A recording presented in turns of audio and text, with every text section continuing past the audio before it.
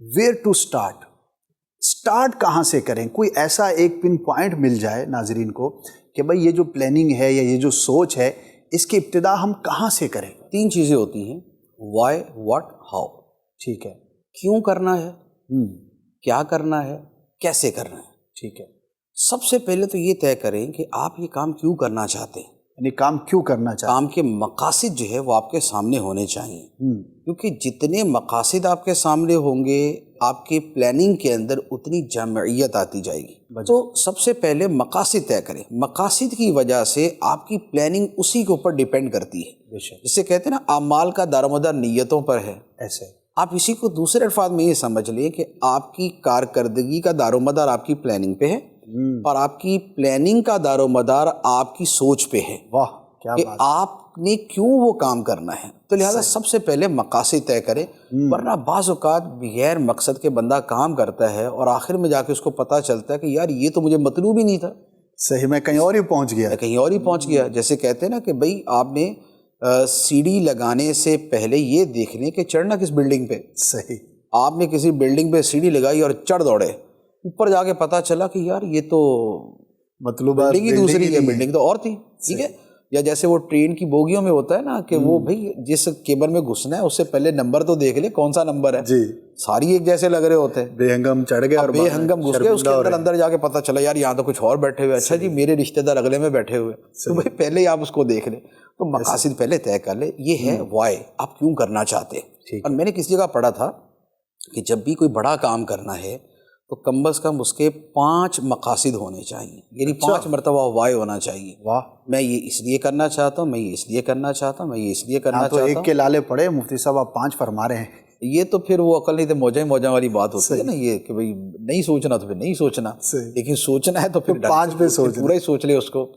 آپ جتنے زیادہ فوائد سوچیں گے نا آپ اس کام کو کرنے کے ساتھ اتنا اٹیچ بھی ہو جائیں گے. بجا ہمارا ایک بہت بڑا پرابلم یہ بھی ہوتا ہے نا، ہم کہتے ہیں یار شروع تو بڑے جذبے سے کرتے ہیں، اس کے بعد جذبہ ٹھنڈا پڑ جاتا ہے، پتہ نہیں کیا ہوا، دل نہیں کر رہا. اس کی وجہ کیا ہوتی ہے؟ وجہ یہ ہوتی ہے کہ انسان جو ہے وہ 2 وجہ سے کام کرتا ہے. یا تو اس کے ساتھ کوئی ایموشنل اٹیچمنٹ ہوتی ہے، جی، ایک جذباتی وابستگی ہے اس لیے کرتا ہے، اور یا اس کے فوائد اس کے پیش نظر ہوتے ہیں اس لیے کرتا ہے. ایسا ہی. اچھا اب ایموشنز بھی ہفتے بعد ٹھنڈے پڑ جاتے ہیں اور جو فوائد شروع میں سوچے ہوتے ہیں وہ دماغ سے نکل جاتے ہیں. تو اب دونوں فیکٹرز جب نکل گئے اب اس کے بعد کام کرنے کو دل نہیں کرتا. ایسا ہی. لیکن اگر آپ نے اس کے زیادہ سے زیادہ فوائد سوچے ہوئے اور لکھے ہوئے جی اور آپ اسے وقتاً فوقتاً دیکھتے رہتے ہیں تو آپ کا جذبہ نیچے نہیں جائے گا. وجہ بہت بنیادی. تو لہٰذا کام کرنے کا طریقہ یہ ہوتا ہے کہ آپ کے پیش نظر فوائد زیادہ ہوں. ایک ہمیں یہ بولتا ہے کہ بھائی انگلش سیکھ لو، پڑھے لکھے لوگ ہیں. صحیح. تو ہفتے بعد کہتے ہیں یار ان پڑھ ٹھیک ہے ہم بھائی. صحیح. جب انگلش سیکھنا مشکل لگتا ہے تو کہتے ہیں ایسے ہی صحیح ہیں ہم. لیکن ایک ہمیں اس کے ساتھ ایک پورا فیوچر نظر آتا ہے، اس کے بہت سارے ڈائمینشن نظر آتی ہیں، ہم اس کا دینی دنیاوی فائدہ دیکھتے ہیں. تو اب ہمارا جو موٹیویشن ہے وہ ایک لانگ ٹرم جو ہے وہ باقی رہتی ہے. Motivation needs motive. ترغیب جو ہے مقصد چاہتی ہے. آپ کے سامنے مقصد ہوگا تو آپ کو ترغیب ہوگی، آپ کو ترغیب رہے گی تو وہ آپ کام کریں گے. آپ کو پیاس لگے گی تو پانی پئیں گے، پیاس ہی نہیں تو پانی کہاں سے پئیں گے. ترغیب جو ہوتی ہے یہ پیاس کی طرح ہوتی ہے. جب آپ کو پیاس لگتی ہے تو اب آپ اس کے لیے دوڑتے ہیں. ہماری چونکہ ترغیب ٹھنڈی پڑ جاتی ہے تو ہمارا کام ٹھنڈا پڑ جاتا ہے.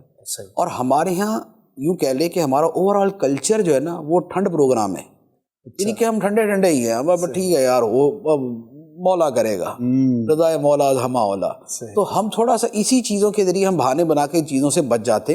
کسی کام کے ساتھ جو کمیٹڈ ہونا ہے جی اور اس کو کر کے چھوڑنا ہے وہ ہمارے اندر نہیں ہوتا. اور وہ اس لیے نہیں ہوتا کہ ہمارے اندر اس کا جذبہ نہیں ہوتا. جذبے کے لیے ترغیب چاہیے، ترغیب کے لیے مقصد چاہیے.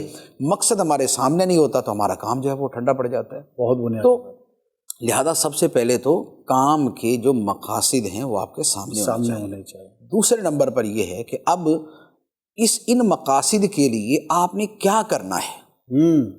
میرا مقصد ہے، اگر دینی میں کہوں تو میرا مقصد ہے خدمت دین.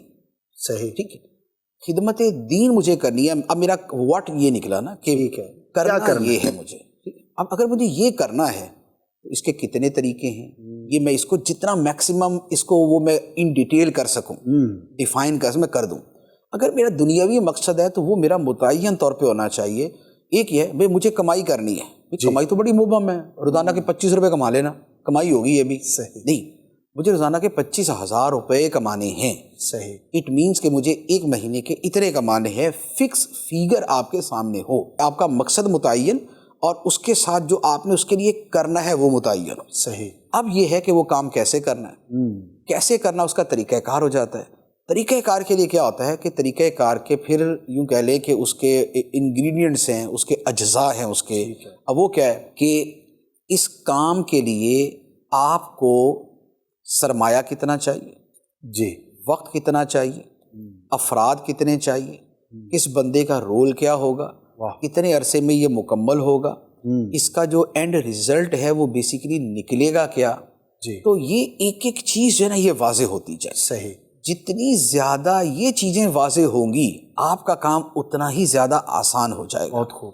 तो लिहाजा काम अब क्या क्या है, कब कब करना है, कितने अरसे में करना है, कब इसे मुकम्मल करना है, कौन सा काम किसकी ज़िम्मेदारी होगा, इस काम के लिए अखराजात क्या चाहिए, वो अखराजात आपके पास है या नहीं, अगर नहीं है तो आपने उनको कहाँ से हासिल करना है।